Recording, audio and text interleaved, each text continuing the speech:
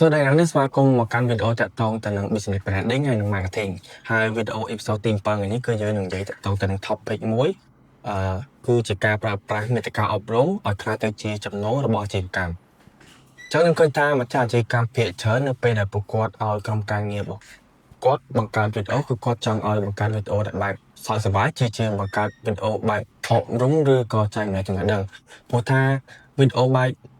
សើចសប្បាយគឺវាមាន view បានច្រើនជាងវីដេអូដែលចែករំលែកចំណេះដឹងឬក៏វីដេអូបែបអប់រំហ្នឹងអញ្ចឹងអ្នកនាងត្រូវបែងចែកឲ្យដាច់រវាងវីដេអូបែបចែករំលែកចំណេះដឹងតែ converser ហើយនិងវីដេអូបែបសើចសប្បាយតែអត់ converser ហើយចូលដល់ចំណុចទី1គឺយើងនឹងនិយាយតាក់ទងទៅនឹង positioning smart and trust មានន័យថាម៉េចមានន័យថា audience នៅពេលដែលគាត់ចង់ទិញផលិតផលអ្វីមួយគឺគាត់ research ច្រើនមែនតើមិនថា page មិនថាតម្លៃគឺគាត់ព្យាយាមរក page ណាដែលអាចជួយដោះស្រាយពួកគាត់បានពិតប្រាកដអញ្ចឹងអ្នកទាំងនេះត្រូវតែព្យាយាមតាំងខ្លួនឯងឬក៏បង្ហាញខ្លួនថាអ្នកនរគ្នាពិតជាអាចដោះស្រាយនៅបញ្ហារបស់ពួកគាត់ពិតប្រាកដមែនអញ្ចឹងនៅពេលដែលអតិថិជនរបស់អ្នកគ្នាគិតឬក៏អ្នកមើលអ្នកតាមដាន page របស់អ្នកគ្នាហ្នឹងគាត់គិតថា page របស់អ្នកគ្នាពិតជាអាចដោះស្រាយបញ្ហាអញ្ចឹងគាត់នឹងទិញផលិតផលរបស់អ្នកនរគ្នាព្រោះគាត់គិតថាអ្នកនរគ្នាពិតជាមានជំនាញនៅក្នុងអាជីវកម្មរបស់អ្នកនរគ្នាពិតប្រាកដមែនព្រោះពួកគាត់មានទំនុកចិត្តនៅពេលដែលអ្នកនរគ្នាបង្កើតមាតិកាឬក៏បង្កើត content បែបអប់រំច្រើនគឺគាត់ជឿជាក់ថាអ្នកនរគ្នាឬក៏អាជីវកម្មរបស់អ្នកគ្នាពិតជាអាចដោះស្រាយបញ្ហារបស់ពួកគាត់ពិតប្រាកដអូខេសម្រាប់ចំណុចកន្លែងហ្នឹងដើម្បីទទួលបានការទុកចិត្តពី audience ឬក៏អតិថិជនឲ្យបានកាន់តែច្រើនអញ្ចឹងអ្នកនរគ្នាព្យាយាមធ្វើវីដេអូអប់រំឲ្យបានច្រើនបង្ហាញពីជំនាញយើងឲ្យបានច្រើនសម្រាប់ផ្នែកអាជីវកម្មជៀសវាងការធ្វើវីដេអូបែបសប្បាយច្រើនព្រោះថាការធ្វើវីដេអូសប្បាយវាគ្រាន់តែបានតែ view សោចនៅលើ Facebook ទេក៏ប៉ុន្តែវាអត់អាចផ្ដល់ទំនុកចិត្តទៅដល់ audience ដល់ពេលដែលយើងអត់ផ្ដល់ទំនុកចិត្តយើង conversion ក៏ពិបាកដែរប៉ុន្តែនៅពេលដែលយើងធ្វើវីដេអូបង្ហាញពីជំនាញយើងបានច្រើនaudience ទុកចិត្តមកលើយើងក៏ដូចជាអាជីវកម្មរបស់យើង platform របស់យើងខ្ញុំគិតថាងាយស្រួលក្នុងការ convert sale ឧទាហរណ៍ជាក់ស្ដែងឥឡូវខ្ញុំឧទាហរណ៍ជាក់ស្ដែងបើសិនជាអ្នកទាំងអស់គ្នាជាម្ចាស់ brand ជាផ្នែក cosmetic ផ្នែកគ្រឿងសម្អាងយើងទៅអ្នកទាំងអស់គ្នាអាចដើម្បីគេទុកចិត្តអ្នកទាំងអស់គ្នាធ្វើវីដេអូឲ្យបែបអប់រំរបៀបធ្វើរៀបរាប់ប្រាប់គេអំពីការប្រើផលិតផលនេះត្រូវមានស្បែកមុខនេះស្បែកមុខនេះមិនគួរប្រើផលិតផលនេះតែខ្ញុំគ្រាន់តែឧទាហរណ៍លេងអ្នកទាំងអស់គ្នាបានដឹងទេអានឹងគ្រាន់តែជាការឧទាហរណ៍តែព្រោះខ្ញុំក៏អត់ដឹងតាក់ទងនឹងគ្រឿងសម្អាងដែរតែអានេះគ្រាន់តែជាការឧទាហរណ៍របស់ពួកយើងប្រាប់អ្នកទាំងអស់គ្នាទេហើយអញ្ចឹងដើម្បីការទទួលបានការទុកចិត្តពី audience ឲ្យបានកាន់តែច្រើនព្យាយាមធ្វើវីដេអូដែលបង្ហាញពីជំនាញរបស់យើងឲ្យបានកាន់តែច្រើនអប់រំឲ្យបានកាន់តែច្រើនទោះជាវីដេអូដែលបង្ហាញពីជំនាញរបស់យើងការអប់រំរបស់យើងទទួលបាន view តិចក៏ប៉ុន្តែខ្ញុំគិតថាគុណភាពការ conversion ច្រើនតែបើវីដេអូបែបសប្បាយខ្ញុំទទួលស្គាល់ថាតែធ្វើបែបសប្បាយទៅនៅពេលដែលផ្ទុះគឺផ្ទុះខ្លាំងក៏ប៉ុន្តែគ្រាន់តែវាបានតែមិនសប្បាយវាពិបាក conversion បន្តិចអញ្ចឹងទោះធ្វើវីដេអូអប់រំទៅបានត្រឹម200-300 view ខ្ញុំគិតថាក៏អ្នកទាំងអស់គ្នាមានអ្នកដែលទុកចិត្តបត់នៅលើ platform ឬក៏សេវាកម្មរបស់អ្នកគ្នាពី10ទៅ5ពី5ទៅ10%ដែរពី5ទៅ10%ក្នុង view ត្រឹម300-400 view ខ្ញុំគិតថាច្រើនហើយប៉ុណ្ណឹងហើយយើងក៏អាច convert បានងាយស្រួលដូចគ្នាចឹងអ្នកនេះត្រូវចាំថានៅពេលដែលអ្នកនរគ្នាបង្ហាញពីជំនាញរបស់ឬក៏ skill របស់អ្នកនរគ្នាពិតប្រាកដគឺអ្នកទាំងអស់គ្នាអាច convert បានច្រើនខ្លាំងមែនតើចឹងចូលដល់ចំណុចទី2គឺយើងនឹងនិយាយតាក់ទងទៅនឹង educational content ស្មើនឹង community មានន័យថាម៉េចមានន័យថាការចែករំលែកចំណេះដឹងបែបអប់រំឬក៏ការចែករំលែកចំណេះដឹងដែលមានអ្វីច្បាស់លាស់ពិតប្រាកដគឺយើងអាចបង្កើត community មួយបានឧទាហរណ៍ជាក់ស្ដែងហ្មងគឺ Autopilot យើងគឺបង្កើត community ថ្មីមួយឈ្មោះថា DBM Club អញ្ចឹងមានន័យថាម៉េចមានន័យថា community មួយហ្នឹងគឺយើងប្រើប្រាស់នៅចំណេះដឹងក៏ដូចជាការចែករំលែកផ្សេងដើម្បី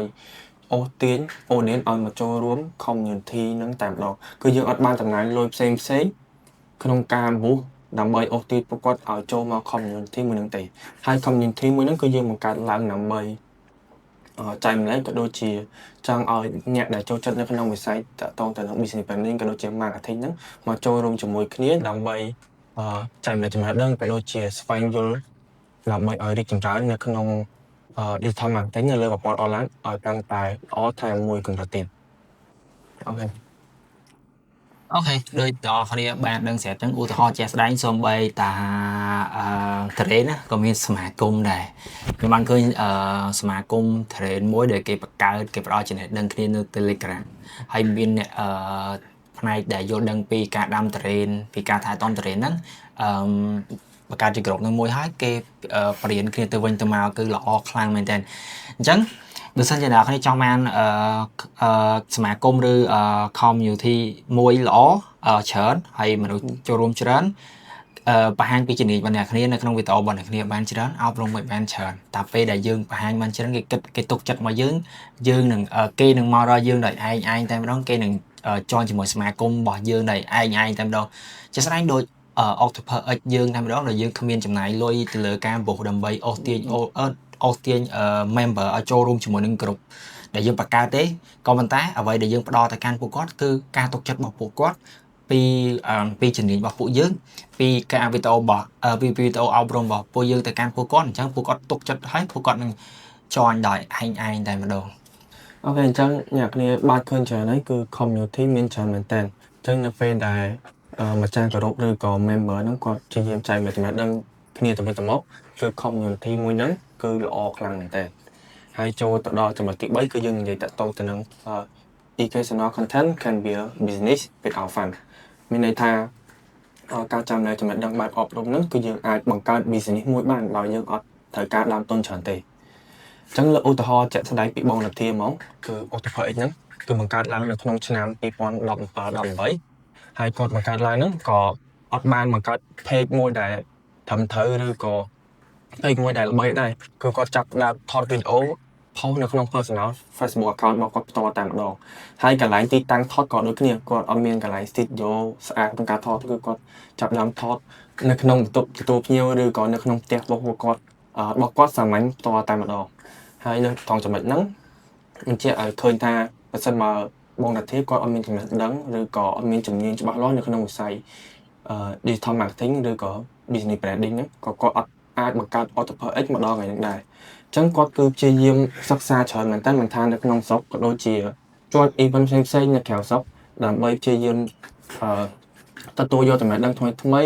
ក្នុងការចែករំលែកនៅក្នុងOctopus X នឹងផ្ទាល់អញ្ចឹងគាត់ថាចំណេះដឹងគឺវាពិតជាសំខាន់ដើម្បីយើងអាចមានជំនាញមួយច្បាស់លាស់ក្នុងការ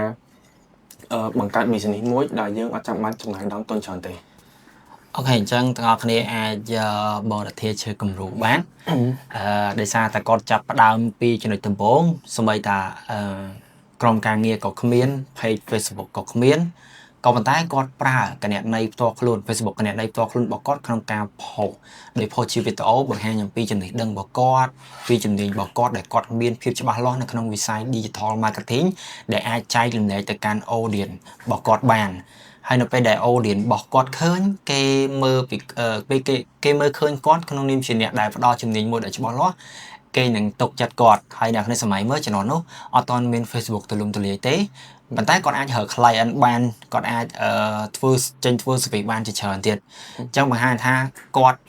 ព្យាយាមធ្វើវីដេអូពេលថាគាត់មានចំណេះដឹងហើយគាត់មានជំនាញរបស់គាត់ច្បាស់លាស់ហើយគាត់ធ្វើវីដេអូបានច្រើនហើយវីដេអូទាំងអស់ហ្នឹងបានលំហទៅដល់ audience របស់គាត់អញ្ចឹង audience របស់គាត់ឬក៏ client របស់គាត់ឃើញគេនឹង contact មកគាត់ដោយឯងដោយយើងមិនបាច់ចាំទៅណែនាំខ្លួនថាយើងជាអ្នកនេះអ្នកនោះទេគ្រាន់តែយើងធ្វើវីដេអូបង្ហាញអំពីចំណេះដឹងឬក៏ជំនាញរបស់យើងឲ្យតែច្បាស់លាស់ទៅខ្ញុំគិតថាaudience ឬក៏ client គេនឹងមករកយើងដោយឯងអញ្ចឹងពីខ្ញុំទៅខ្ញុំលើកទឹកចិត្តដល់ទាំងអស់គ្នាក្នុង page អាជីវកម្មនៅក្នុងអាជីវកម្មព្យាយាមធ្វើវីដេអូអប់រំឲ្យបានច្រើនជាពិសេសគឺជំនាញរបស់យើងឲ្យបានច្រើនយកតែម្ដងដើម្បីជាការទុកចិត្តទៅកាន់អតិថិជនឬក៏ client របស់យើងអញ្ចឹងអ្នកត្រូវចាំតាមបើសិនមកអ្នកនរគ្នាមានជំនាញឬក៏ skill មួយពិតប្រាកដមិនថានៅក្នុង business ឬក៏នៅក្នុង personal ផ្ទាល់ខ្លួនយើងគឺយើងអាចបង្កើតរឿងមួយដែលល្អឬក៏បង្កើត business មួយដ៏ល្អសម្រាប់ខ្លួនឯងយើងបានអញ្ចឹងវីដេអូមានតែប៉ុណ្្នឹងទេបើសិនអ្នកមានចម្ងល់ជួយ comment មកហើយកុំភ្លេចជួយ like ឬក៏ share វីដេអូមួយនេះផងហើយយើងនឹងជួបគ្នានៅវីដេអូ episode ទី8